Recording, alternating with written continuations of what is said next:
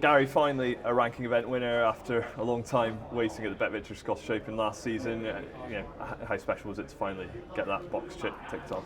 Yeah, as I've said quite a few times now, it's been a special moment in my career, but one that, to be honest, now I'm just trying to not forget about, but obviously move on from. You know, you can sometimes lag as a professional in any sport when you may be accidentally sort of lingering on thoughts of having just won your first tournament or done something major in the game, you know, and I don't want to be one of them that sort of lingers just hanging around on one. I'd like to try and win more, so as special as it was and as great as it made us feel at the time, I would like to push on now and keep doing things like that, you know, so yeah, I don't like to really try and remember too much about it until I'm long gone, really, yeah.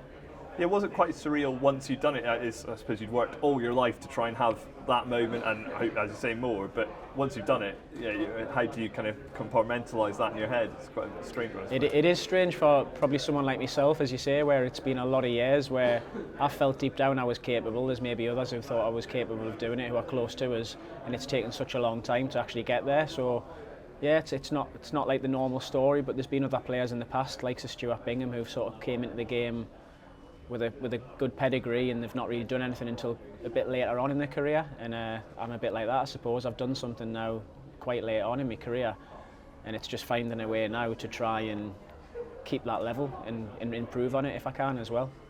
And what was it like in the final? It turned out to be a one-sided final against Joe. I suppose you probably always expect when you have that moment and win your first side, so it might be edgy and nervous, but it was comprehensive in the end. No, to be honest, I felt in full control.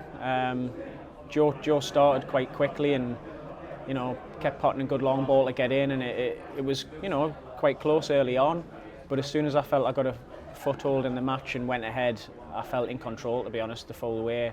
And that's me, that's the story of me. If I feel like I'm content in how I'm playing and how I'm cueing and that sort of feeling when I come to the table, feeling comfortable, then I feel like great, I can express myself now, I can play, I can really knuckle down, I can keep my temperament, I can do all the right things, which is obviously the easiest part when you feel great, but it's when I'm not feeling so good, that's what I need to work on more, is trying to have a consistent level so I can get to latter stages of tournaments like that a lot more often.